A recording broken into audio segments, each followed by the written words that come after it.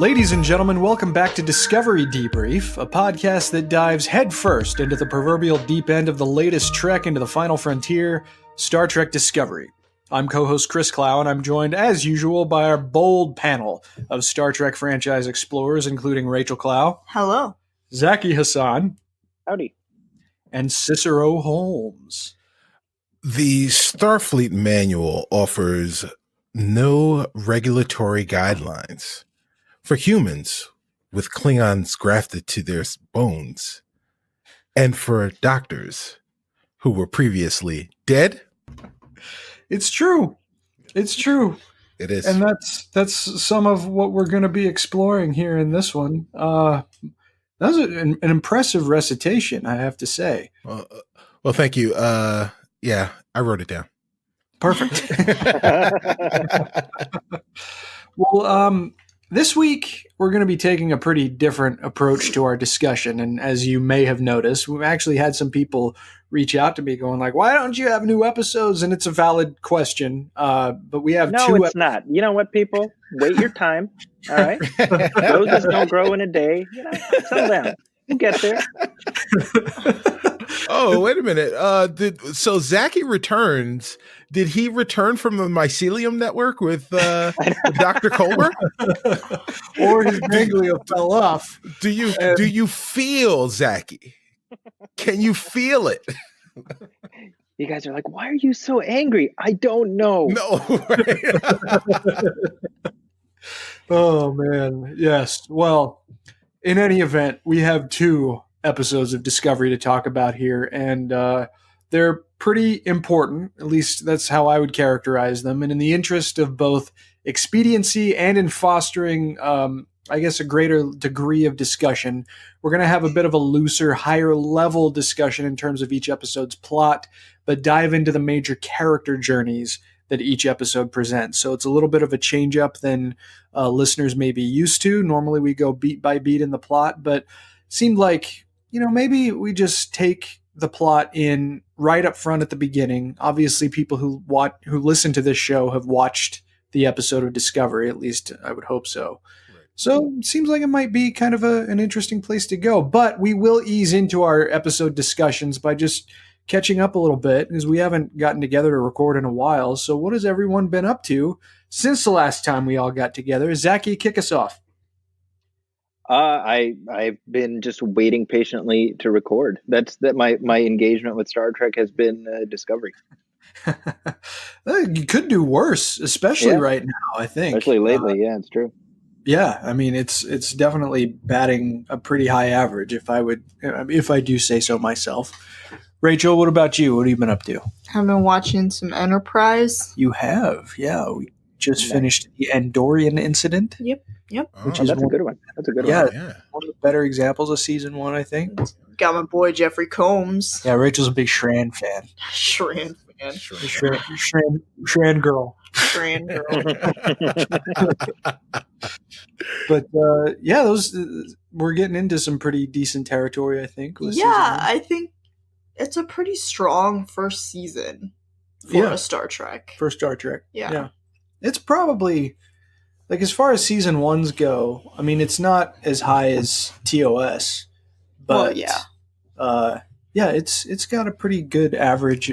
This is when the mission of Enterprise seemed most in focus. It wanted to kind of do something different. Yeah. But also dip a toe into the universe that everybody knows and loves. So, it's doing pretty well walking that line before, it goes off into some crazier territory in season 2 before things start to come back near the end of season 3 into like full on Trek territory. So, yeah, you like it? Yeah. Very good. Cicero, what have you been up to, man? These episodes have led me to some obvious reviewings. Again, a lot of my TOS knowledge, while I've seen all of the episodes, I think one of the things that I've realized after watching both the Cage and the Menagerie, both parts of the Menagerie, again, is that I've watched all of TOS, but I don't know if when they were in syndication in New York, if they were in order. In fact, I doubt that they were. So, so when I was watching them, it would just be a random episode of Star Trek that happened to be on. So there was never a chance to really get any story arcs.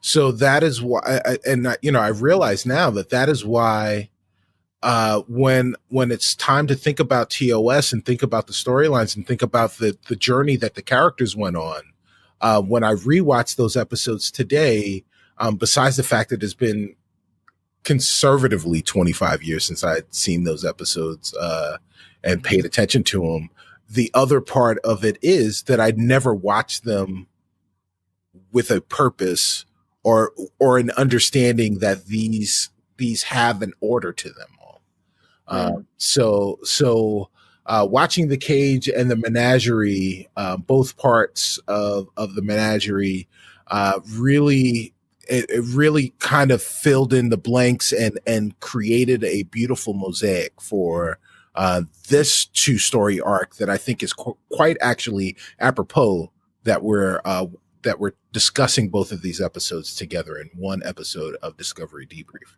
Yeah, it's very well said. I mean, we'll get into it in a little bit, but I definitely when we come to the relevant point in the discussion, definitely give us your modern perspective, I guess, on The Cage, and particularly how it sort of winds into this. But I mean, I revisited the Menagerie again recently. I mean, I actually really like the Menagerie. It's one of my favorite. I mean, it's the only 2-parter in TOS, but considering why the Menagerie was made, in my mind, the Menagerie is the single greatest clip show ever. Even though it has a fair amount of new content in it, all things considered, in comparison to other typical clip shows. I mean, it was made as a budgetary stopgap during the production of the first season of TOS. And taken on that basis, it is astonishing how good those 2 episodes are. So the fact that we get to sort of re-explore some aspects that the Menagerie played with, especially knowing everything that we know about where Spock and Pike end up in some new Discovery episodes, is pretty great. Also, just as a side note, we're recording this on March the 11th, which is Rachel and my 2nd anniversary. Mazel tov! Oh, happy anniversary! Happy anniversary! Thank you. Thank you. You guys suck. We suck. How about that? How about this? Here's my present for you. Okay. My present for you, Chris, yes, and Rachel, Rachel, you get lumped in this by osmosis, as a result of Chris saying a thing and you being in close proximity to him. Okay. So that's normal. That's when I signed the papers. That was that's kind of what happened, right? Right. So, so Chris says that he thinks that the Menagerie is the greatest clip show, clip episode ever. I would argue that point and would say, totally off topic, that the Clerks animated series clip show is the greatest clip show ever. For those of you who have not seen the Clerks animated series, there are only 6 episodes. I don't know if you can find them anywhere. They are available on DVD, but the clip show, and you're like 6 episodes. How the hell could there be a clip show? Well, the clip show is the 2nd episode. So it is the stereotypical, like, it's the most tropey of tropes for a sitcom. Both the 2 protagonists get trapped in the freezer closet of the Quick Stop, and they reminisce about the things that happened in the 30 minutes before this episode began. And there are all these clips, and then when they run out of those, they start talking about, like, oh, remember that time we got locked in the freezer? And it's like, it happened 5 minutes ago. So that is the greatest clip show. It's been a while since I watched that, but we do actually have the DVDs, so I might have to. Oh, you should watch it. Yeah. There's a part in I don't remember if it was in the episode or if it was a deleted thing, but it's this funny thing where where Randall's like, oh, I'm just watching this new movie. It combines Spielberg's love of reviving like old properties and being a chronicler of the Holocaust. Right. Flintstones list. Right. And I don't remember if that was a deleted scene, but I can't remember laughing as hard as I did for that. It's brilliant. Oh, That's no, bad drive car. How could that be? Yeah. Well, we'll do Clerks the animated series debrief before too long. Just Wow. because, There we go. Now you're talking. yeah, Yeah, maybe after we do Not So Bad. Right. Clerks the Clerks animated series was not so bad. All right. Well, we do have a lot to talk about. So because of that fact, we're going to forego our discussion of franchise news, maximize our time talking about the newest Discovery episode. So without further ado, let's begin with Season 2, Episode 7, Light and Shadows.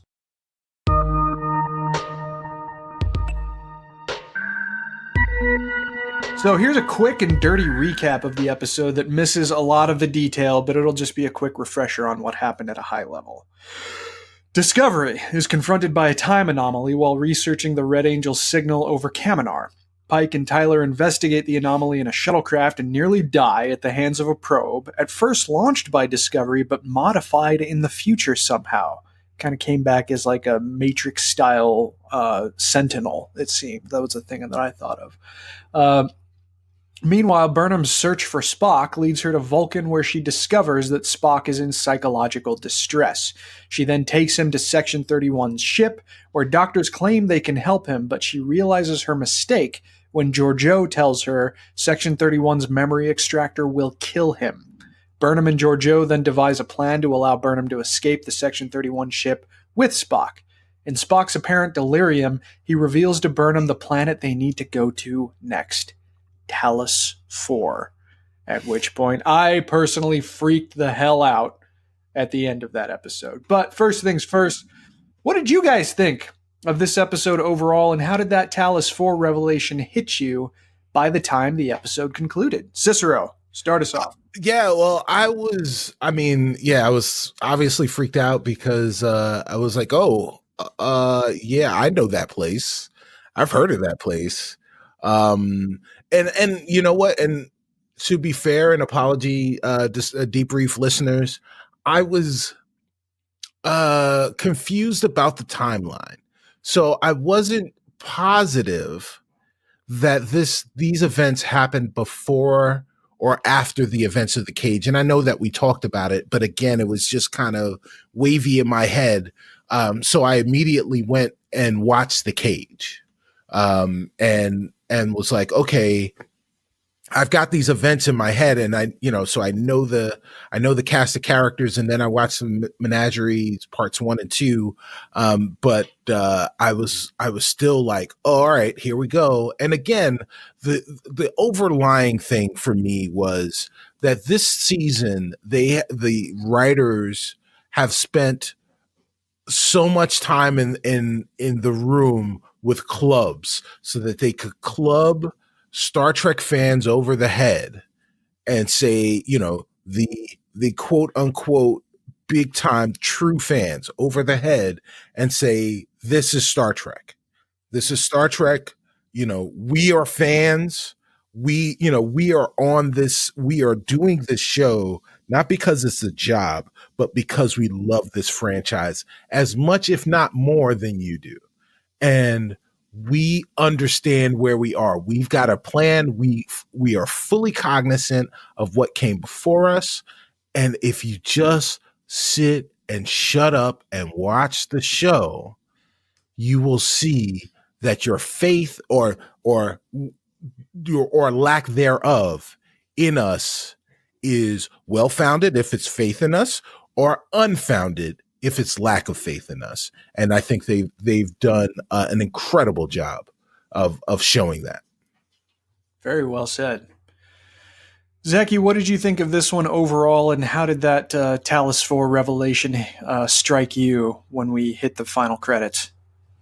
So, I mean, overall, this season has been just so good. I mean, really, like, they're just hitting it. And they're still, like, you see a few stragglers on social media who are like, "That's not real Star Trek," and it's like, no, you need to like that is so 2017 or or like what like Right. it's just I'll go along with thinking that based on the early episodes. I mean, by this point, it's just tied. It's embracing the canon. Mhm. That being said, I got to be honest. When we hit the Talos thing, there's a part of me that was like, really, it because I was like, when you think about it, like canonically, we know like two things about Christopher Pike. One is that he was captain before Kirk. The other thing is like he went to Talos one time. So I'm like right away, that's like we're just dipping right back into the one thing that we know about Pike. We're not like expanding things outward. Maybe hold off on that a little bit. But I have egg on my face because I should, to Cicero's point, I should have. It's like they were talking to me. Oh, ye of little faith, trust us. We know what we're doing, and I mean, we'll talk about that for the next episode. But Yeah, absolutely. I was never more happy to be proven wrong. Let's put it that way. Nice. Great. Very well put. Rachel, what did you think of this one, and specifically of Talos? I really liked this one. I liked all of the character moments, little interactions that happen between various characters, which I'm sure we'll address in the next few questions. Oh, yes. But the Talos thing, I was mostly confused because I thought that was the death penalty to go to Talos for, and so I was like, Michael's gonna get in trouble again. Like, she keeps getting in trouble, and that's really bad. I was mostly confused, but I knew what it was, and I was like, I was into that, but right. I wasn't like you. Like you were like sitting there going, "Oh, is it gonna be Talos 4? Is it gonna be Talos 4?" I didn't say anything. And you didn't say anything, but afterwards you said you were like, "Oh no, they didn't." Yes. And I did not have that. I was just like, "Huh, what's it gonna be?" And then I'm like, "Oh, okay." Oh man. Well, but good overall. Yes. Yes. Yeah, by the time the episode was really winding up the conclusion, it was just a little germ of a thought that kind of went, maybe. And then the longer it was drawn out, I was like, oh shit, there's something to this germ of a thought. And my anticipation, and it was only like, maybe 10 seconds, if that. But my brain was going through these cycles of thought, like, could this actually be? And as soon as it was revealed, not only did I audibly yelp, but I was immediately excited by it. Because, full disclosure, I've wanted to see the Talosians again my entire life. I remember even reading... Do you guys remember when the script for Star Trek Nemesis leaked out like months ahead of time? Barely. And it wasn't the final draft, but it was pretty close. And there was even just a reference to the Talosians that was in that script that I went nuts for and was really hoping it would be in the movie, and then it didn't end up being in the movie. But the acknowledgement, I guess, of that very, very first primary alien race, that falls into the now well-worn Trek trope of the antagonists that are revealed to be potentially more benevolent than you ever would have thought at the start of an encounter with them.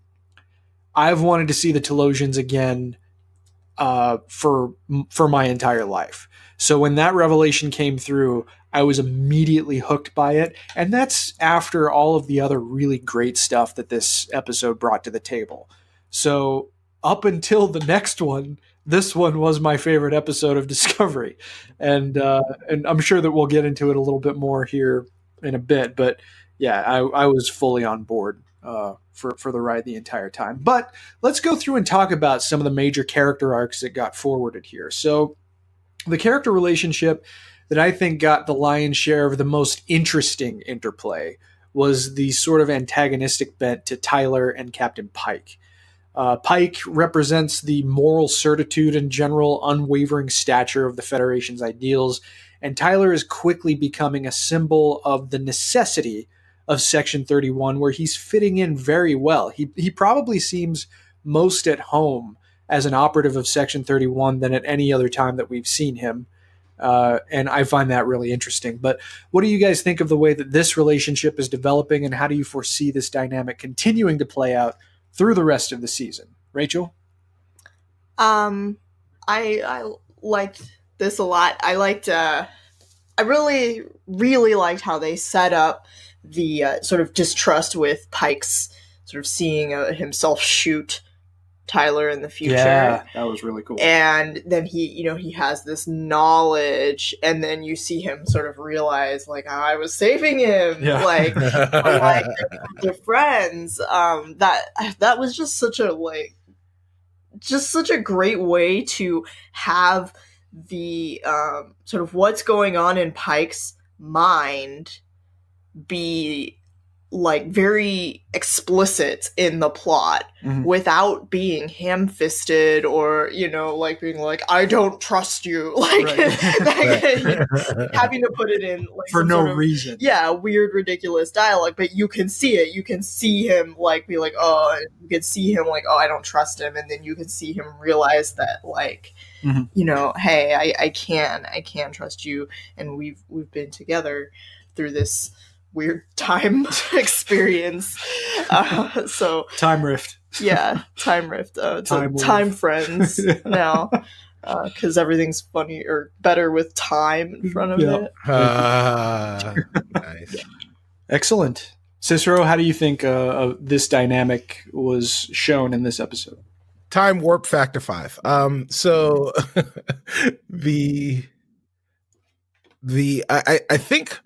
I think this dynamic has, for anybody who was potentially on the fence or kind of dubious about the fact that there will be a Section 31 show, I think this episode right here cemented why that show could exist and why it will be successful, why it has the bones necessary to be a success.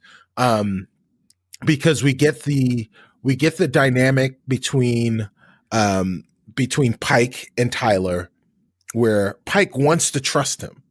Like Tyler, when he talks to him, he sounds earnest, but it's Tyler's past that makes Pike not trust him. But his present really makes him seem like a trustworthy person, makes him seem like someone who would fit in on that Discovery crew that he is now feeling at home aboard.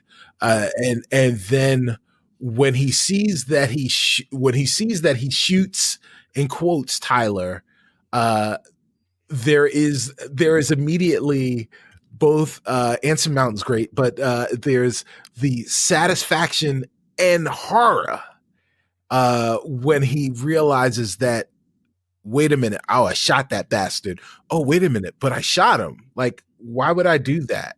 And he's working with me. But then also in the episode, we get this interaction between Burnham and Emperor Jojo, where she shows the duplicity of both who she is and who she is, right? That she has this deep and undying care and, I would say, love for Burnham in every dimension, where she will do things. She will clearly and easily break the rules and make herself look to be the fool, so that Burnham can succeed. And then we also get to see the I forget his name, but we also get to see the commander of the captain of the. You're jumping ahead a little bit. All right. Sorry. No, it's all right. But it's all right. I appreciate like, your enthusiasm. Yes, but like the fact is, Section 31 is set up to go places, and I'm ready to go with them. Totally. Well said. Sorry, man. Zaki. No, it's no problem. Hey, any discussion is good discussion. I just want to make sure we're all on the same page when we get there. That's all. But Zaki, the dynamic between Ash Tyler and Captain Pike, how does this strike you? And what do you think it's going to be like going forward? I like it for a variety of ways. I mean, I think by Pike, we're going to reflexively have an affinity for him. So I like the idea of having Pike's growing affinity for Tyler allow we in the audience to feel that same growth. Does that make sense? Oh yeah. I think certainly for me in the past 2 episodes, I've grown to like Tyler a lot more than I did last season, or that I would have expected to when he returned, so that says something about the way they've done it, the way they've constructed that. And it allows for, I think, something richer where there is that question hanging over him, and it makes his journey a more interesting one. Yeah, most definitely. The thing that I find probably most interesting about them in particular is that they're both serving as kind of proxies for their primary allegiances, at least before you get into the very real affinity that Pike is developing for Tyler. Because I think it was the last episode, Tyler has this rather unwavering devotion to the idea of Section 31 as a necessity, and Pike questions that pretty openly. But now that you see them sort of forced to work together, I love how Pike's default stance is, as Cicero pretty much alluded to, a desire to trust. It is a very different stance than the crew of Discovery was accustomed to over the last season, to say the least. And the fact that he can't allow himself, at least not yet, to fully trust Tyler, even after having gone through the things that they did, it shows that Pike is still willing and believing in the ability to trust everyone under his command, including someone whose allegiances he openly questions. It's not even something that he keeps to himself. And so I kind of wonder if we're going to come to a point by the end of the season where Tyler is going to, like Tyler's soul is going to be a subject of struggle between Pike and Leland.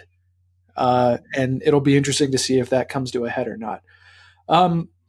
What did you guys make of the fact that Discovery's probe got futurized and almost killed this pair? Do you think that this is a machination of something that we may have seen before? Or is this something or someone new? Rachel, what do you think? I think it has something to do with the short trek with the Odysseus guy. Oh, okay, yeah. I don't know. What was his name? Craft. Yeah. Calypso was the name of Craft, it. Sure. Yes. Yeah, I think it has something to do with the Vidrash. Right, which we found out was a bastardized version of Federation, of the word Federation. Yes, perhaps. So yeah. I think it has something to do with that war, and it went forward to that war, and they did something and sent it back, and that's what I think the Red Angel has to do with. It's all tied together. It's all coming together. Cicero, do you think that that's a cogent hypothesis? Yeah. In fact, it's so cogent, is the exact same hypothesis that I came to, independent of Rachel. But hashtag Rachel is right. So, so yeah, I do think that it has. My suspicion is, or at least my hope, is that they will find a way to marry these short treks that we watched into the season, and that their way of doing that with regards to what we watched was that Zora was responsible for creating these. Right. Yes, you shared that in the last episode, I believe, right? Right. Yes. Exactly. Yes, I think you're right. For what it's worth, I think that that's a really solid hypothesis. I'll be interested to see how that plays out. Zaki, are you in line with that way of thinking, or do you think this may have been something we've seen before? Or do you think that that the writing staff doesn't want to go somewhere we may have seen before? I'm willing to wait and see. I'm willing to co-sign with what you guys are saying for now. I'm open. Yeah, I think I am too. It's always fun to think about whether, and clearly the writing staff has demonstrated an affinity for going into the lore pretty deeply. But But I think I'm in agreement with you guys in that the source of this is going to be something fundamentally different. But time will tell, as in all things. Well, let's move along to the next relationship. So the family of Sarek is continuing to betray its own dysfunction, and Burnham seems to have ignited a side of Amanda that's rarely seen in her fury. Sarek is also showing an uncharacteristic shakiness concerning the decisions he's made surrounding his family, and Spock seems to play his own role in this episode by being a continuing point of contention between, well, everybody in different capacities.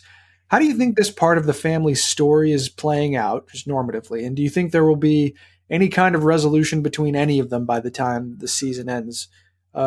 Zaki, the family of Sarek, I know, in general, has a pretty close spot in your heart. But when you inject Michael into the mix and you see how this dynamic is playing out, what do you think of it?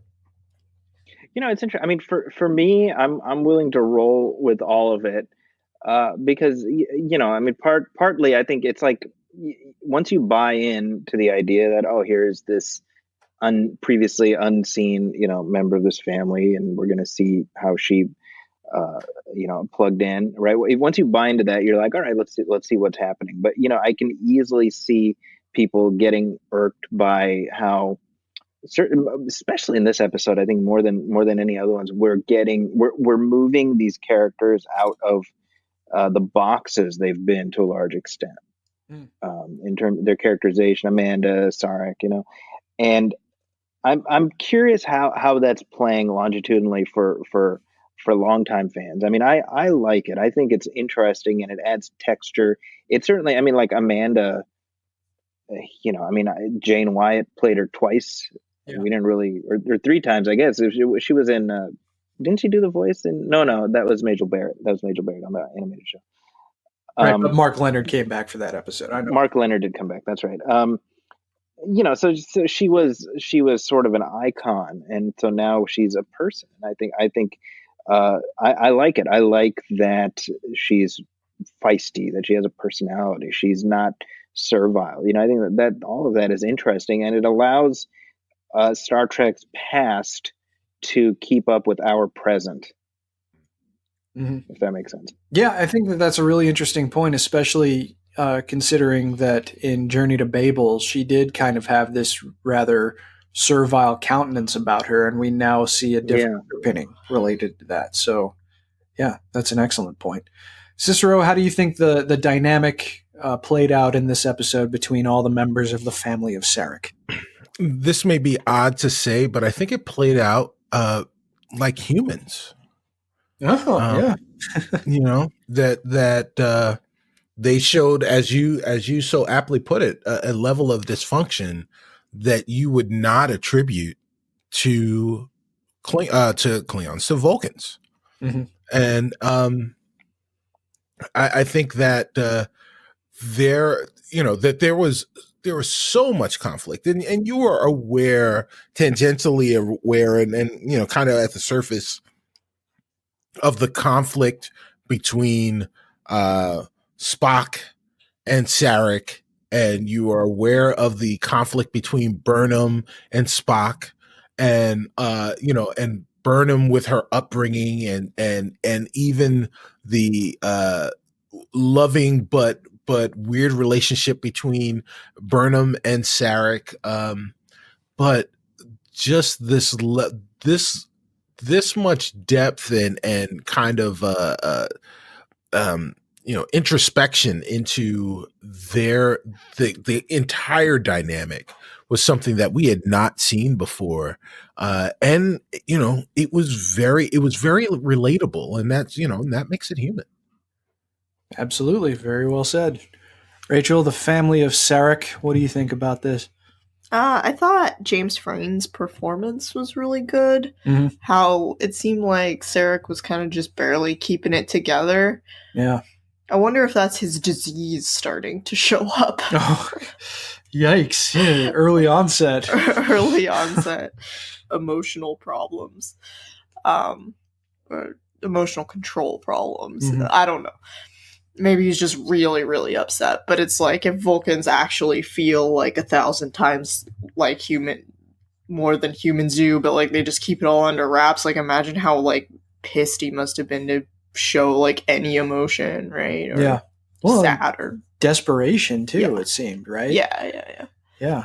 I mean, I remember reading a book. I can't remember which book it was, but I know it was by Judith and Garfield Reeve Stevens, where they described a Vulcan like shaking his jaw as an intense display of emotion for a Vulcan. And he did that in this moment when he came upon everybody.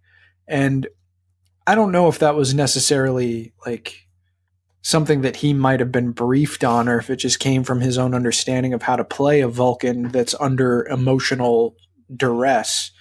But, I mean, it doesn't seem like Sarek might be making the best decisions in his capacity as a father. But, you know, who are we to judge? I'm kind of You used can't judge other people's parenting techniques. Well, I guess not. But I mean, I'm kind of used to thinking that way about Sarek, just considering everything that we did know about him prior to Discovery and the way that he ultimately raised his son. But Discovery is adding dimensions to it that I find really satisfying. And overall, I like the emotional vulnerability from him that I certainly didn't expect to see. So it's all a win in my book. We also discovered in this episode that Spock has a learning disability that's similar to Earth-based dyslexia that gives some new insight into his ostracization from his peers and his family, in a way, I suppose. What do you think of this as a new wrinkle to Spock's character, since it has implications for his whole history and not just on Discovery? Zaki, did that strike you in any particular way? I mean, it's all wait and see for me. So I'm to quote Spock, it is fascinating.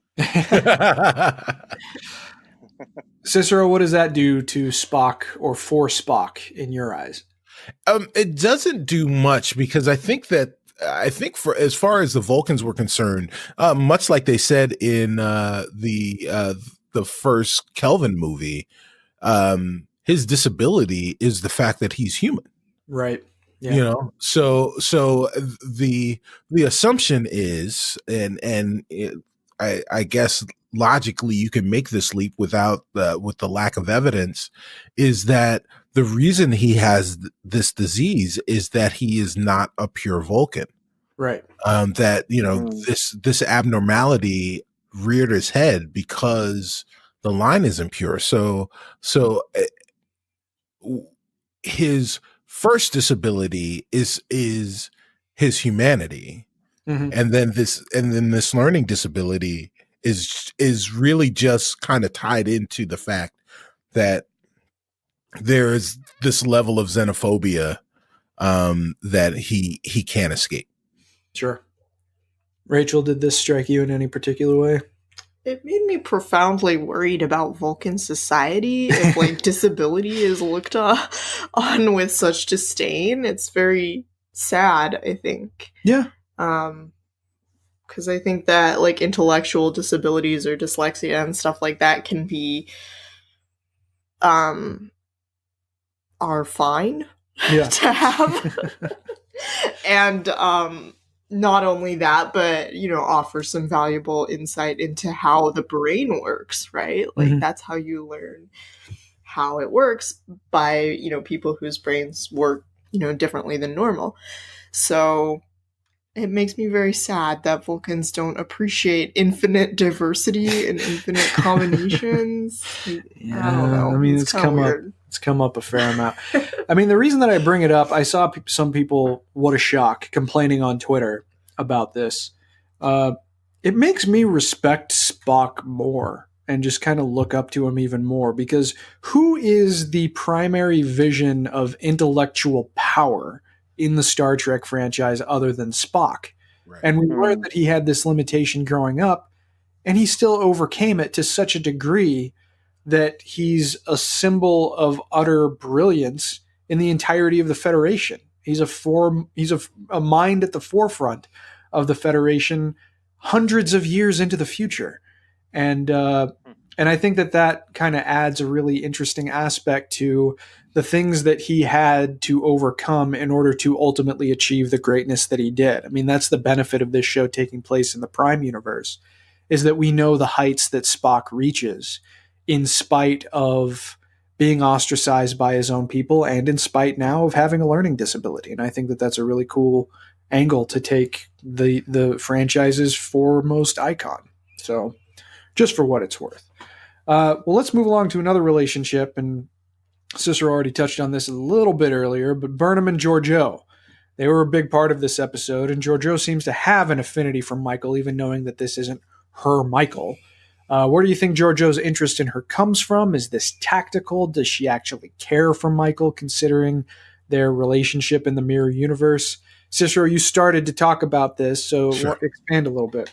Well, I talked about this last season, and I think it was a little bit harder to see then, but I'm just that astute, guys. And that is that there is even in the mirror universe, matronly love and matronly guidance still is there.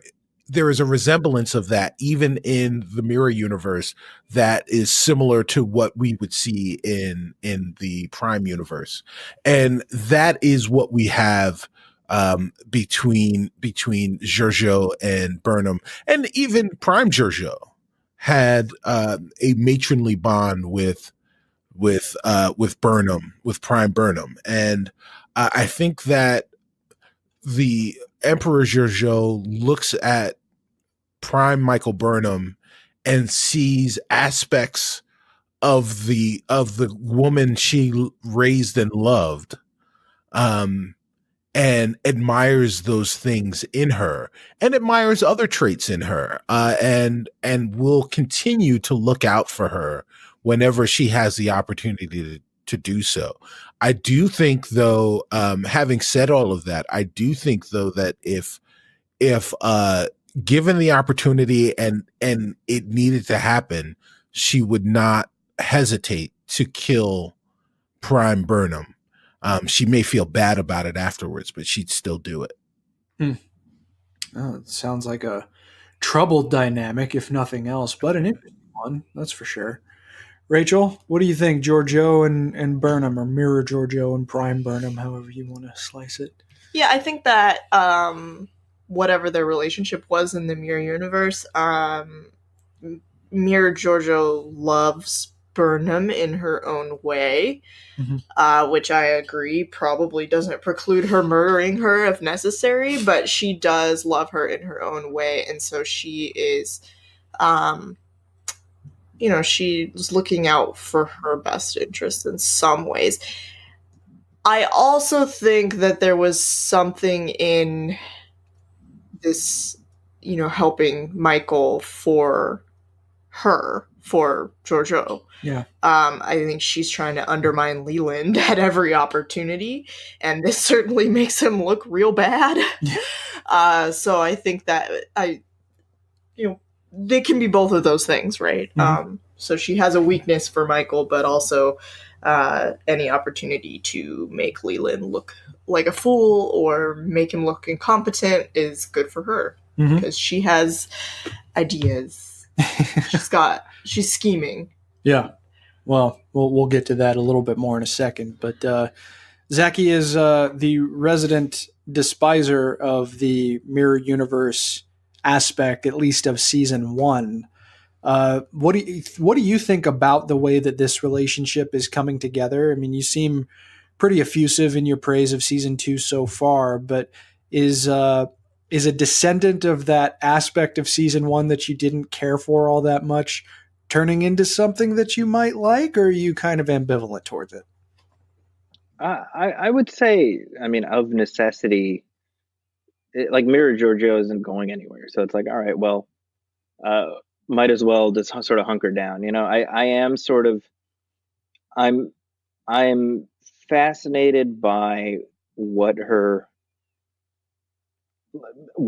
presence in the regular universe means about what morality is like in the in the mirror universe. You know, I mean, we've always established that the mirror universe is like full of a bunch of really evil people. And so if we're at a place where mirror morality is,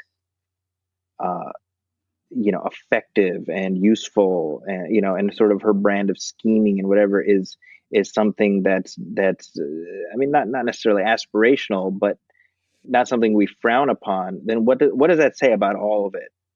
Mm-hmm. And so that's the question I have. You know, it's like I get it, because they're set. You know, if she's going to be headlining her own series, or she's going to be starring in a series, then Mira Giorgio has to be. We have to like her, even if we hate liking her. We have to like her. And I'm reflexively, I'm like, well, the mirror people are bad.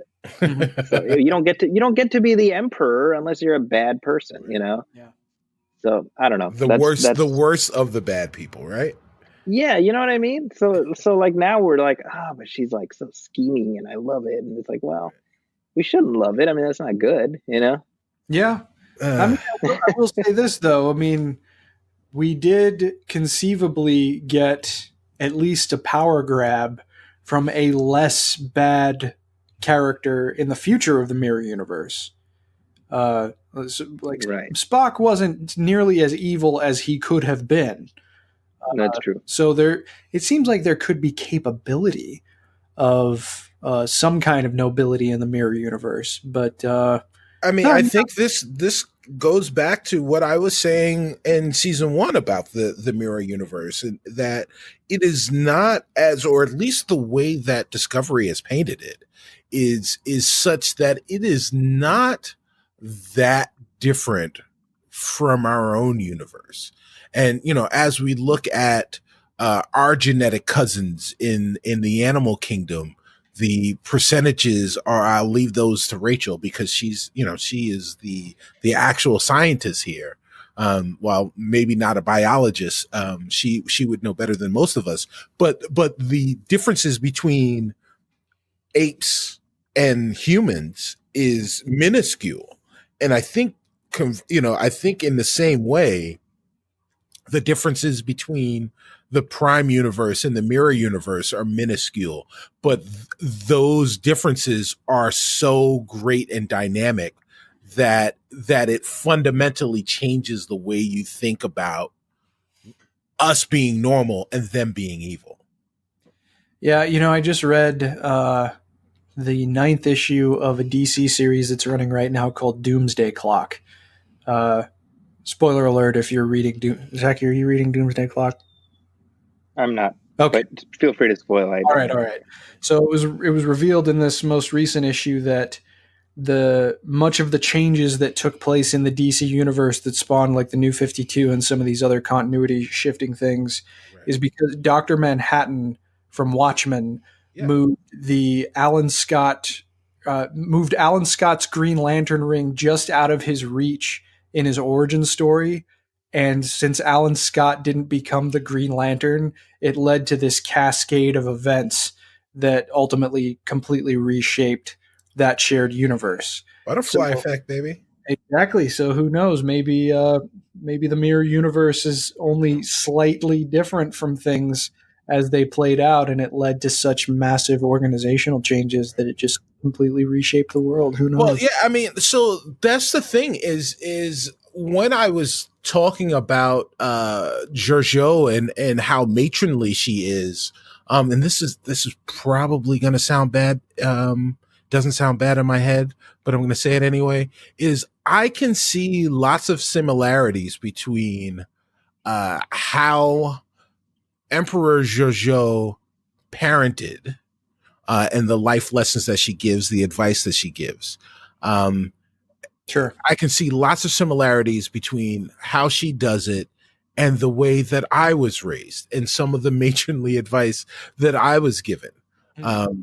That it definitely wasn't all flowers and sausages growing up in the Holmes household, with my mother raising me, and like, so I definitely was given, I left my home equipped with the tools necessary to navigate life and not be taken by surprise by the harsh realities of the real world. And for that, I thank her.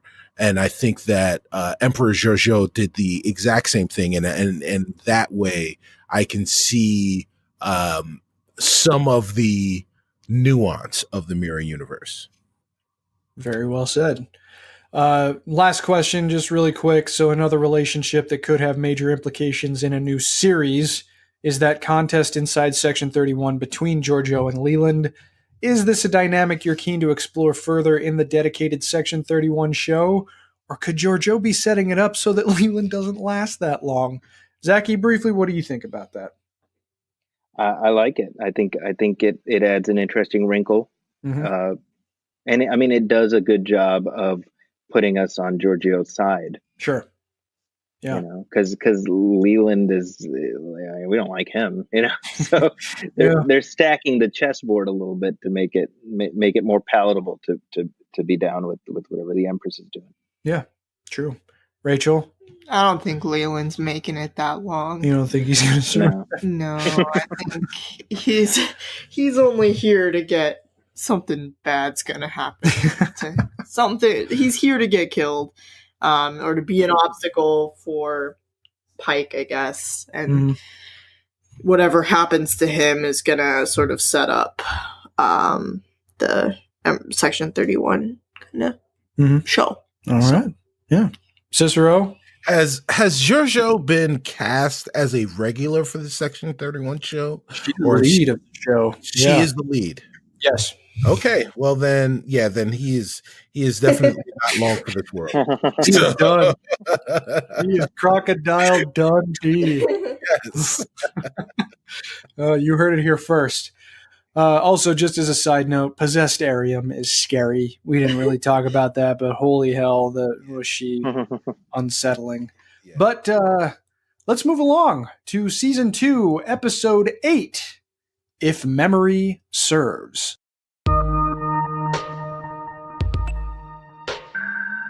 Once again, a quick and dirty recap. So, Burnham and Spock travel to Talos 4, where Spock seeks the aid of the Talosians to heal his mind, but the price for the procedure forces Burnham to confront her troubled past with Spock. Spock reveals that he mind-melded with the Red Angel, and that it's attempting to alter the course of history to avert a galactic catastrophe. Meanwhile, Stamets attempts to reconnect with Culber, but Culber is not ready to restart his former life. Vina contacts Pike, revealing the whereabouts of Spock and Burnham. Tyler struggles with his past as Voq and faces a confrontation with Hugh Culber. Section 31 tries to capture Spock and Burnham, but the Talosians use their deception tricks to allow them to escape back to Discovery. So, oh boy, what did you guys think of this one overall, and how did the previously on Star Trek recap do in kicking this one off for you, and what are your overall opinions about how this one played out? Cicero? So, all right, dualities, right? So I fanboyed, right? Because it's like, oh man, old Trek, and like the previously on is footage from a show that's 50 years old. Like, that's awesome, right? Like, it was amazing. But at the same time, I was like, all right, I get it. Like, you know, you're preaching to the choir when it comes to me. And I know that I'm talking about me, but I live inside my body and only mine. So, I can talk about mine. So like, I really feel like they are really trying to hit us over the head with the fact that, oh yeah, we watch these shows. We love these shows. We're all about these shows. We know where we are. We know what we're doing. Trust us. And like, I'm already there. So the more I see of them like, I'm just like, okay, I get it. Move on. So yeah, I loved it. And then, All right. Zaki, how about you? How did the recap do in starting this one off, and what are your overall opinions about how this full episode played out? Well, I love the recap, and I love it for a few reasons. Foremost among them being that yet again we have, Discovery is hushing all the naysayers who are like, oh, this isn't the Prime universe, this isn't canon or whatever. And it's like, no, not only is this in the Prime universe, but here it is. Here's the original Star Trek pilot. We're not redoing it to pretty it up and make it look like our show. We're just saying, no, that's happened before, and now this is now, and it's all connected. Mm-hmm. I mean, I love it, Yeah. And then the other thought was like, is this the longest gap between an episode and the previously on? Right. Like in history. Right. It might be. Man, I loved it. Yeah. I think so. Mm-hmm. But yeah, I love it. I love the whole episode. Excellent. Rachel? Yeah. I appreciate that they realized that some people might not have had the wherewithal to go back and watch The Cage. Yeah. After seeing the word Talos 4. Mm-hmm.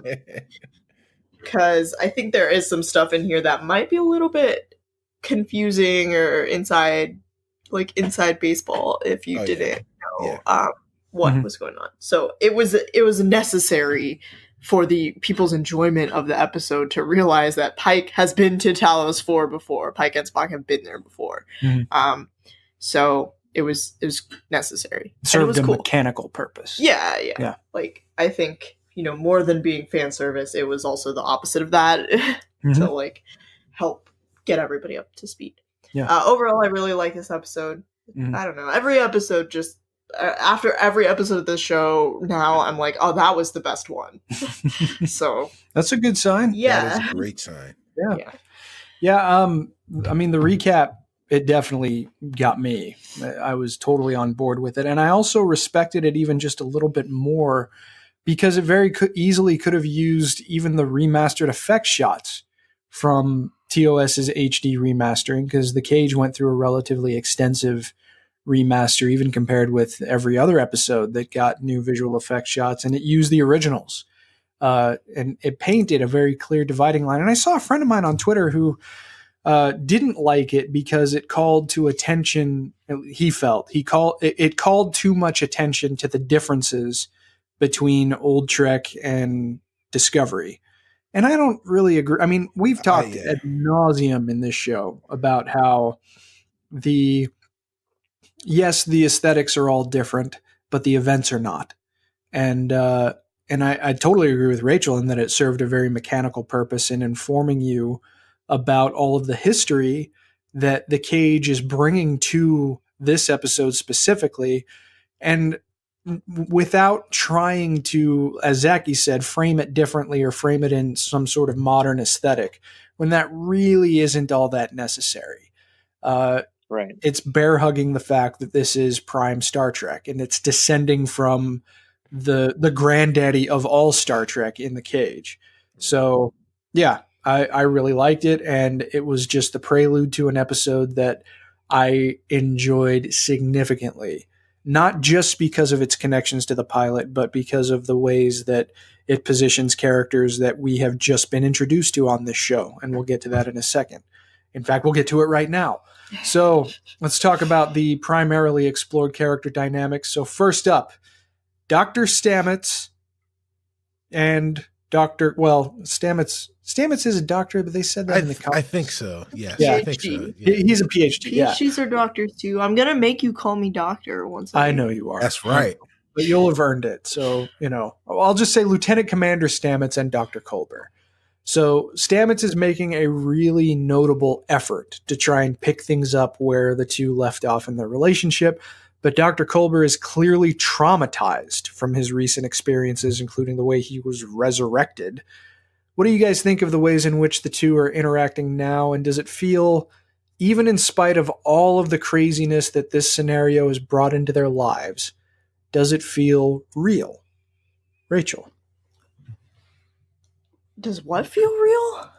The craziness of Stamets and Culber. All of the zaniness that they've had to endure. The tribulations of their relationship. Like their emotional connection. Does it feel emotionally real, what they're going Yes, absolutely. Because I mean, I don't know what it's like to have your significant other come back from the dead, but like Stamets's response to it is like completely reasonable. I don't think he's being, clingy or outrageous. He's just like, yeah, I'm happy you're back, and I'm gonna try and make you as comfortable as possible. It's like he's trying to take care of someone who's sick, right? Mm-hmm. But Culber is also completely understandable what he's going through, because he's in like this weird body that's like made out of Tilly's DNA. Right. So it's not really his body. I mean, he was dead. Like, yeah, that's weird. And also, like, the guy who murdered him is just like walking around the ship like dum da dum da dum. Yeah. So yeah, I think everything is completely understandable, and they're sort of, the conflict between them is, it's nobody's fault, and it's really sad, but it's also real. Like, yeah, when one person has something very traumatic happen, it can cause strain in your relationship. Very true. Yeah, that's a good way of putting it. Cicero, how does this feel to you, this new dynamic, when they're trying to sort of find their way back to some kind of semblance of normality? So Rachael, yes, it's completely realistic, given the variables that we're dealing with, right? Yeah. But I think what Rachel's missing is that it's not that one person went through something traumatic. Both people went through something traumatic. They just went through it from different perspectives, and they're dealing with it from opposite ends of that, of those perspectives. We've got Stamets, who is ecstatic that the love of his life has returned, and he is trying to make, he spent all of this time once Hugh was gone, thinking about what he would do in the, just like, as we've all kind of lost people in our lives, we think about what we would do if we had one more day. Yeah. And Hugh is back. So now Paul Stamets has that chance. Not only does he have one more day, he's got one more forever. Yeah. With him. So he's going to make the most of it. And that's what he's trying to do. But on the other side, Hugh Culber, which I've stopped calling Dr. Culber Hugh Culber. I'm calling him Huge Culber, because, oh my goodness. When he was in the mycelial network, all he was doing was push-ups. Yeah. Whoa.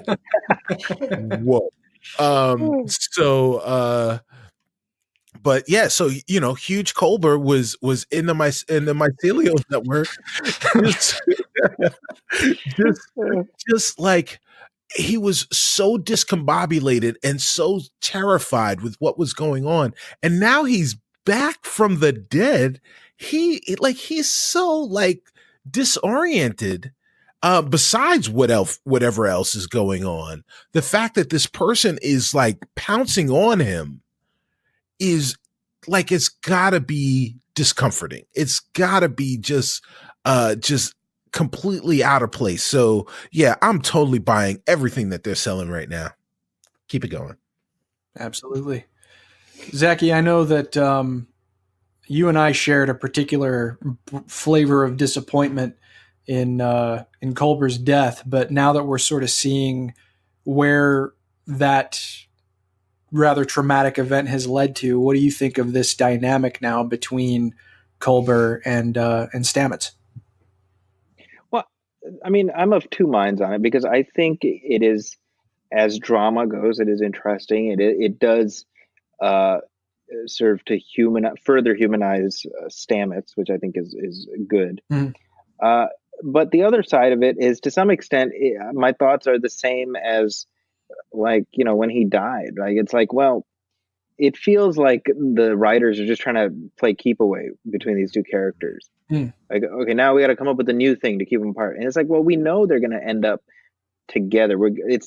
So it to some extent, it feels like they have to play a thread out. And I think to some extent, like, I have to withhold judgment until we see big picture how Culber's storyline is going to impact, the season storyline. And I think then everything I say probably won't even matter. But it does feel a little bit like that. Like, okay, now they're in separate quarters. Well, let's start the clock until they're back in the same quarters. You know what I mean? Yeah. No, I can see that. And I mean, to some extent, I mean, when you think about it, this is the first time Star Trek has really done a long-lasting romantic relationship.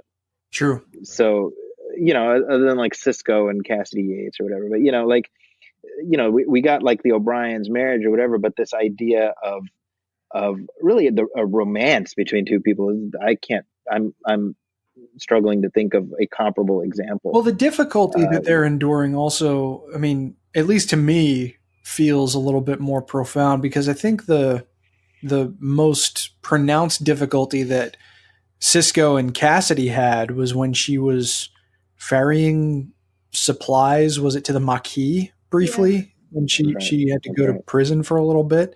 And that felt a little more manufactured, or that to me, for some reason, that felt a little more keep away than this does, just because. Sure.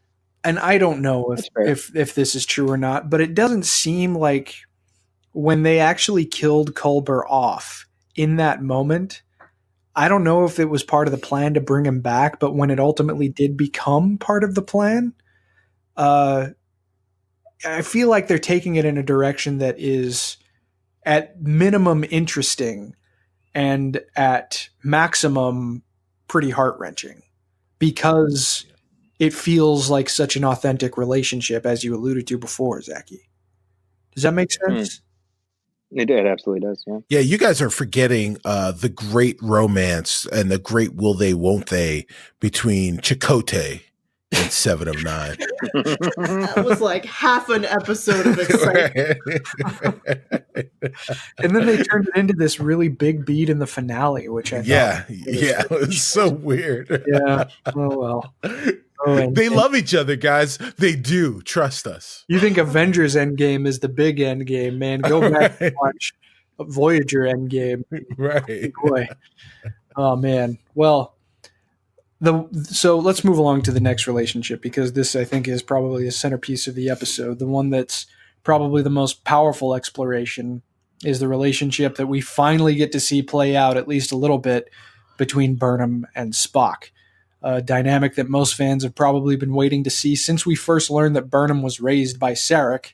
And it's definitely on an antagonistic side, at least where Spock is concerned. But Burnham is determined still to assist her brother, even though we know now what the moment was by the time we get to the end of this episode that sort of drove them apart. And it's that insult that we've heard before slung at Spock in some pretty disruptive scenarios, when someone calls him a half-breed. We actually watched This Side of Paradise to watch Kirk call him that for the first time in TOS.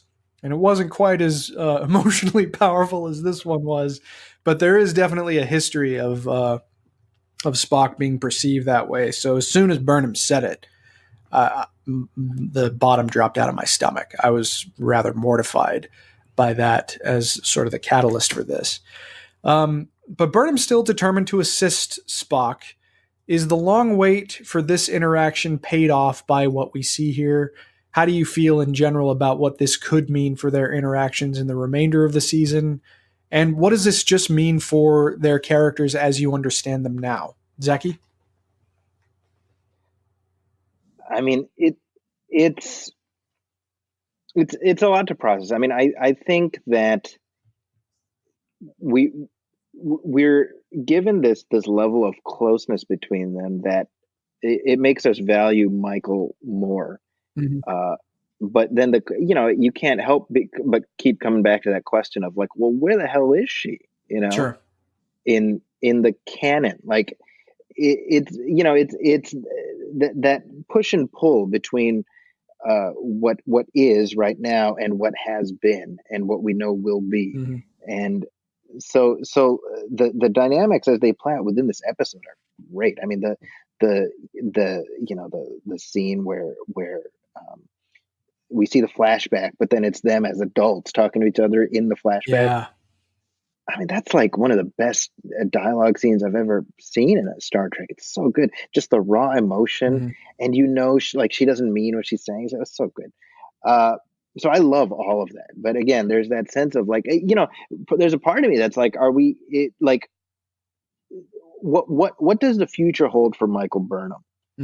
That accounts for her being so important to Spock's formative years and to be completely persona non grata for everything that we've known before. I mean, that's like a nitpicky continuity question, but you can't help but think about that because we see just in this episode that they truly think of each other as siblings. Yeah.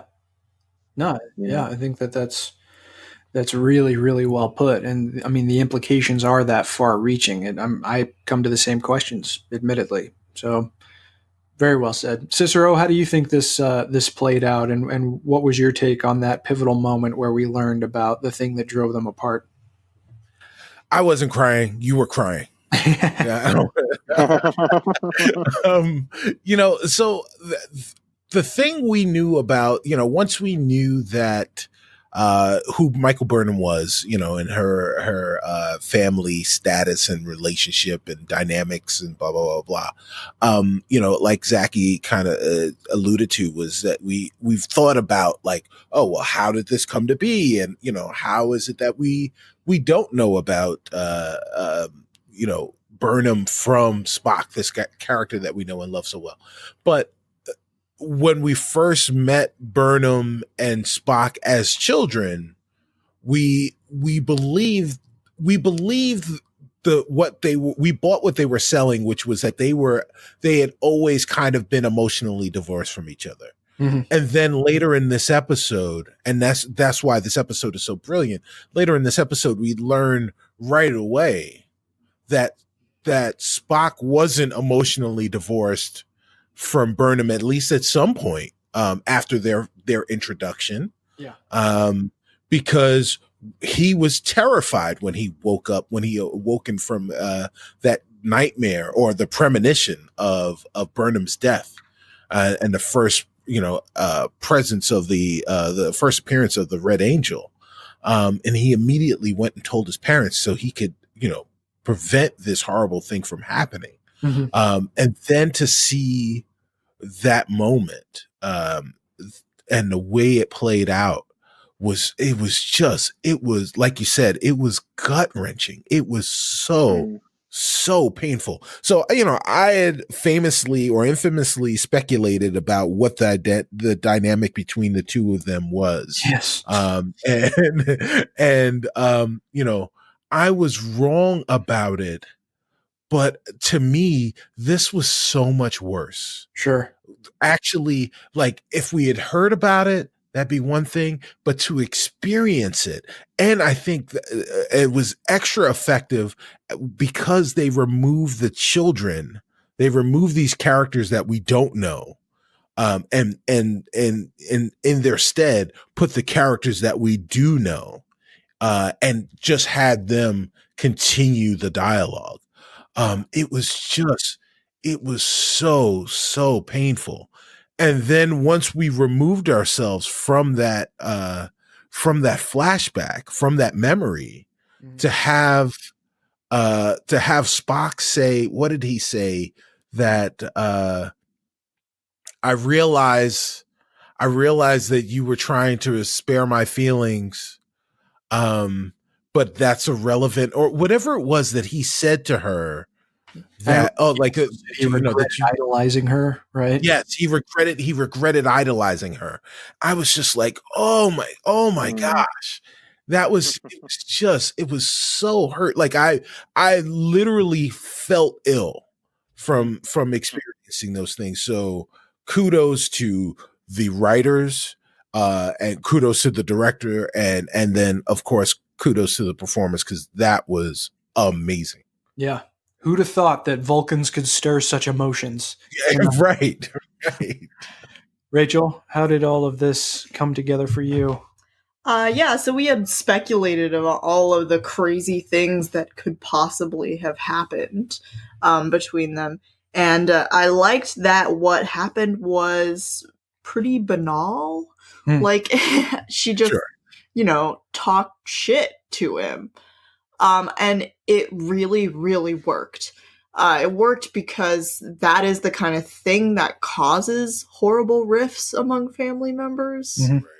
And it worked because it was so well executed for the reasons that have been, described thus far.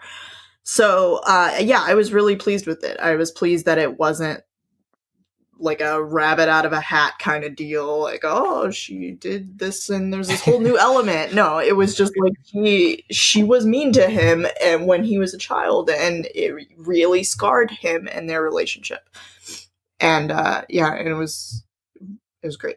So. Yeah, very true.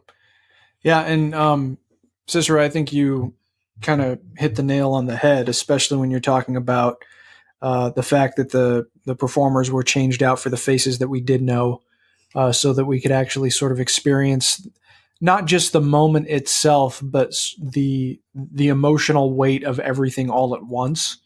It was a really, really effective way to portray that rift and how it was created. So yeah, I mean, it was certainly difficult to watch, but not only did the scene really pay off the expectations, even, and I talked down to the idea of this being a sort of antagonistic relationship, but it's okay if it's done well, and this was done exceptionally well.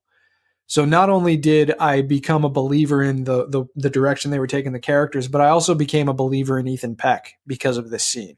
Yeah. Like, I wasn't totally sure how he was going to approach Spock, and since this is the first real true performance that we've gotten out of him as the character, he brings it, and he brings it in a way that it might not be overridingly familiar, but the character is written in such a way that I can see how it's the same guy at a different point in his life.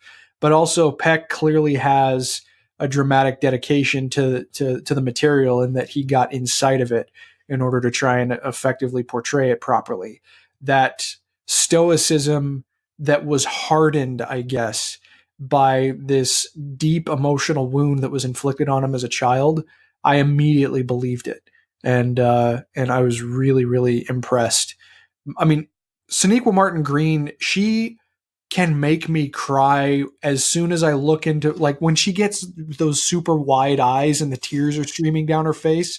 I already have a hard enough time keeping it together watching that, but seeing these two play off of each other in this way was spectacular and heart-wrenching, and I can think of no greater compliment to give to two actors in a single scene. So let's talk about another relationship. So this time it's the dark one between Culber and Tyler. So Culber is letting his dark side out a bit and confronting his murderer. And this was probably the most uniquely emotional part of this episode that's localized just to Discovery characters, and meaning that, as powerful as the relationship is between Burnham and Spock, we still are anchored by a character that we've been watching for 50 years.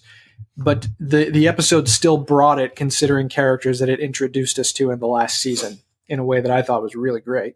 So do you think Culber needed this moment of catharsis, and was Saru right to let it play out the way that he did? What do you guys think of just this conflict and this interaction? Cicero? Man, so I really enjoyed it again. Huge Culber. Getting it out. Like he was going for it. I think there's one part that you're not talking about, and that was Saru. I think that there was, like, if these two were fighting, I think Saru was the referee, and I think that we got to see so much in that. Tyler trying to accept the faults that, he wasn't in control of his body when these things were happening, and everyone logically understands that. But like how well can you logically understand the fact that there was a Klingon grafted to the human's bones, and his brain was taking over, and he killed the doctor. But then this doctor who doesn't really know where he is at this moment, but it really only knows one thing. That guy killed him. Yeah. And it's, like, who in the history of the world, besides if you're a religious Jesus Christ, has had the opportunity to face his killer, literally. Right. So, Hugh Culber comes back and he gets to get out his angst and his anger on and exact some sort of revenge on the person who murdered him, who turned him into the person that he is. And Tyler, in knowing that, did everything he could to let him get his metaphorical rocks off, Huge Culber, get his rocks off, but also preserving his own life. So they worked it out, and Culber got it out of his system. And now he's kind of, again, left to figure out what's next. But also, I love that conversation that they had at the end where, like, Culber says, I don't know who I am anymore. And Tyler says, are you talking to you or are you talking to me? Yeah. And so like they're going through the same thing. And that was great, man. This show is so damn good. It's so damn good. Yeah. I hate you guys. Sorry. Rachel, Culber and Tyler, how did this play out for you? I think Cicero really covered it. Yeah. It's it was really good because they are sort of like reflections of each other's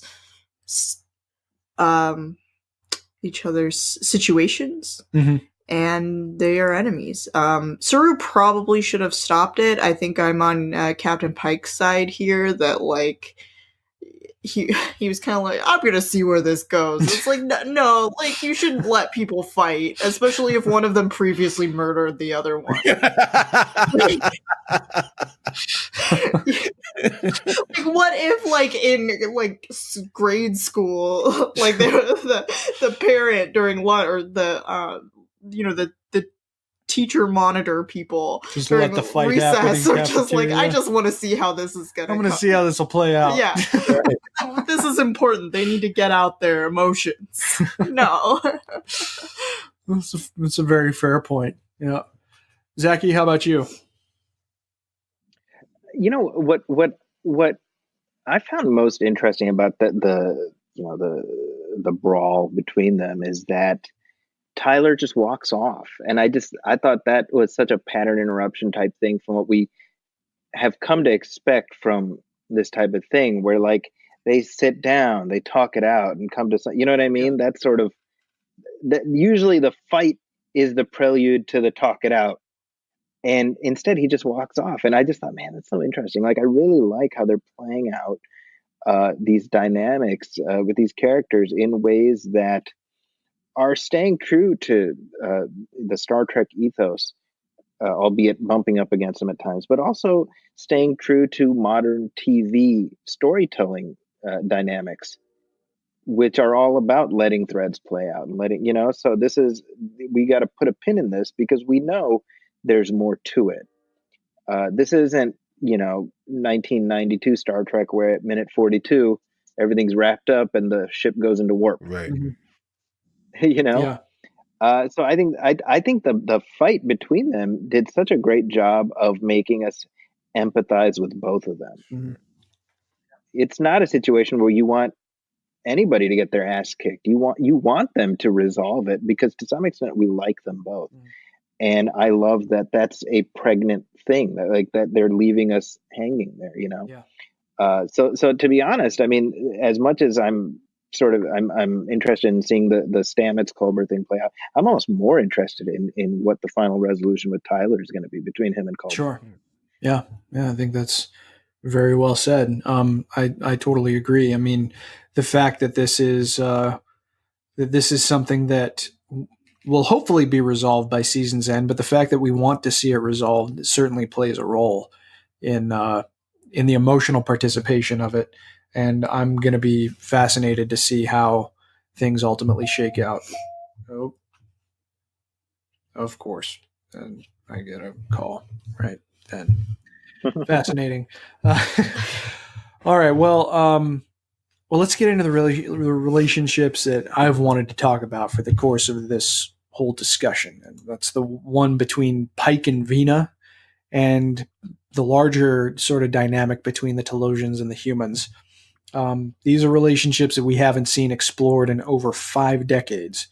And there's a lot of weight that comes from putting these characters and scenarios back in the forefront of the canon for the first time since the Menagerie aired. And that was in November of 1966. So lay it on me, guys. How did this creative team do with translating Talos 4, the Telosians, Vina, the look of the planet itself, and the character interactions from 1966 to 2019 or 1964, depending on your perspective? Zaki, take it. That's great, man. I mean, I think everything I was saying about the previous episode where I'm like, really, Talos 4? I mean, you know what they're doing is they are enriching this specific relationship as such that it makes Pike's preordained fate even more poignant. Yeah.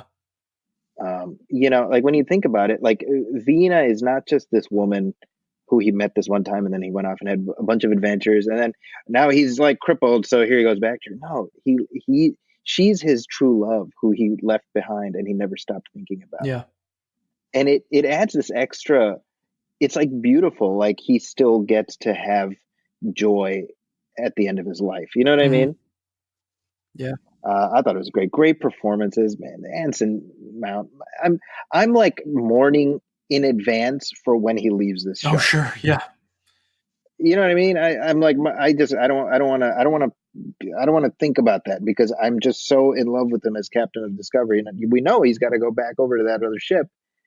That inconvenient continuity thing says he can't stick around too long, but they're doing such good stuff with, I mean, seriously, like I was the most skeptical of going back to Talos 4, and they've done something extraordinary. I thought it was fantastic. Yeah, very well said.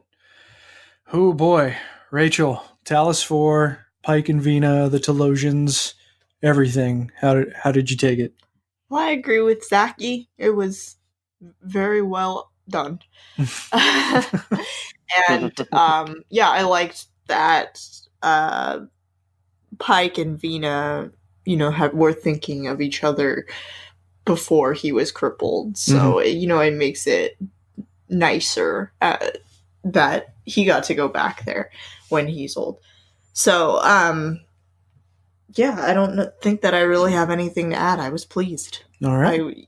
There's so much in this episode that could have been so stupid if it weren't so well executed. Yeah. That's why I'm impressed. Like just the Spock and Michael stuff, the flashbacks, the people getting projected into other people's minds. It could have been so bad, but it isn't. Yeah. And I respect them more for, doing these things that are so easily messed up. Yeah. Sure. Very well said. Cicero, especially coming off of your recent dip back into the cage in the menagerie, how did all of this stuff, the revival of those elements in this episode hit you? If you watch The Cage, then these 2 episodes of Discovery, then the 2 menagerie episodes, you would have an understanding. You would never doubt whether or not canon has space for more stuff. Sure. Yeah. Well said. Very true. They were able to, in one fell swoop, with just 2 of their own episodes, but using 3 episodes or 2 episodes, depending on how you want to look at it, from from hollow lore, they were able to show you that they can add to what is already there without stepping over the things that you already love, but make you actually appreciate and love them even more. So the highs are higher and the lows are even lower. Mm-hmm. Because they appreciate and they love the source material again as much as you do. And I want them to continue to do this, but I want it to be in a way that I don't have to continue to make that argument. And I guess I'm making the argument to the ether. But like it is so amazing how well they were able to do that. And just again, like Zaki said, you mourn for Anson Mount leaving this show because he is at home here. Yeah. At least I feel like he's at home here. Oh yeah. And again, and then the other part of that is the bittersweetness of what is to befall Captain Pike. Because, I talked about it in, I think, episode 1 or episode 2 of this season. Anson Mount is Captain Pike now. I don't even think it's a question. Just definitively, when I think about the things that are going to happen to Captain Pike, the character, I'm picturing Anson Mount's face. Well, and I think the amount of time, I think just by virtue of how often we've seen him now, he has become the longest served Captain Pike, technically. Yes, absolutely. But again, it's the amount of complexity. The richness with which he plays the character, I think, lends itself to that, because he could have come out there and been stiff and wooden and all of the pejoratives, like Rachel said. There are so many opportunities for this episode to be dumb, for his portrayal to be dumb, for everything to just kind of fall on his face, and it didn't. Mm-hmm. And in fact, not only did it not fall on its face, it elevated everything. It elevated his portrayal. It elevated the season. It elevated your thoughts about that character, full stop. Yeah. Above and beyond where it is right now. So, man, this show is so damn good. I hate you guys. Oh, that's really well said. I mean, I don't really have anything to add when it comes to the characterizations. The things that I'll add, I love the interpretation of Talos 4 with a budget. Yes. The design of the planet, the desolation, the singing flowers. As soon as she stepped off of the shuttle deck and I heard that sound, the ambient sound of Talos 4, my jaw dropped. I was astonished. I mean, I never thought I'd hear that again in something new. And we're already getting this very truthful new exploration of, I mean, it's not a fascinating location, all things considered, but when you understand the significance of its roots and when you see it realized in a way that it has never been realized before in such a full capacity, but still being familiar, that's what I really loved about it. And of course, the Telosians themselves, bit of a different take on the way that they look, but still very clearly the Telosians. It was really cool seeing, I mean, the Keeper was there. We know that that's the same Telosian magistrate that was in the cage that knows Captain Pike so well. But beyond that, the framing of the Telosians, after having watched The Cage and The Menagerie, that they're generally benevolent. Once they understood what they were doing in sequestering Captain Pike's freedom or just taking his freedom away, they stopped, right? Once they understood that value that humans have for freedom in general, they didn't want to stand in the way of it. But Vina, and all credit in the world to Melissa George, the actress who played her here, she still related a fear to Michael. Like, you don't want to curry their disfavor because they can do things. And the power that you saw on display from the Telosians, again, everything that was hinted at and that we saw in the cage and the menagerie, especially when it comes to the projection of images, like was very clearly on display in the menagerie. But when Burnham and Spock come out of warp and they think they're going to fall into a black hole, I mean, it was legitimately emotionally tense, but it also just helped to further illustrate the raw power they have in image projection. And I loved that this is, I mean, General Order 7 probably hasn't been enacted yet, but we understand even more now after having seen this episode why the Federation is pretty much scared shitless of the Telosians. You know, even more than we ever understood after watching the cage and the menagerie. And I love that. So beyond the fact that these character explorations were extraordinarily enriching, and we got to see things that we haven't seen in over half a century reborn in such a glorious way for these episodes of Discovery. I just loved how it still manages to stay true to not really the threat, but the power of the vision of the Telosians just amped up into a modern perspective. Totally truthful to everything that we've seen before, doesn't step on anything like Cicero said, but still true. And that's one of the primary reasons why I love this show. If I had to give an episode as to why I love this show, if memory serves, is absolutely it. Well, that is going to do it for episode 38 of Discovery Debrief. We hope you enjoyed the show, and if you did, please like and follow us on our social media channels. And if you'd be so kind, we'd also appreciate it if you wrote a review for the show on iTunes or Facebook or Google Podcasts, wherever you listen, wherever you absorb it. It only takes a minute, and we'll be happy to read your review on the air when it's posted. Speaking of which, Debrief is engaged into a partnership with the developers of officially licensed browser-based game Star Trek Alien Domain Incursion.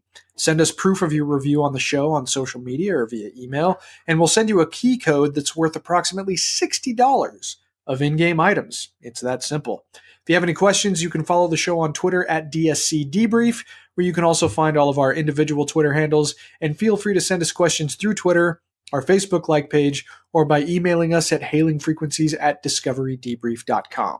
Please be sure to set your courses for this feed for future episodes, and be sure to join us as we convene next time to discuss a brand new episode of our subject series as we continue now into the second half of Season 2 of Star Trek Discovery. As always, though, until we meet again, please, may you find your way as pleasant.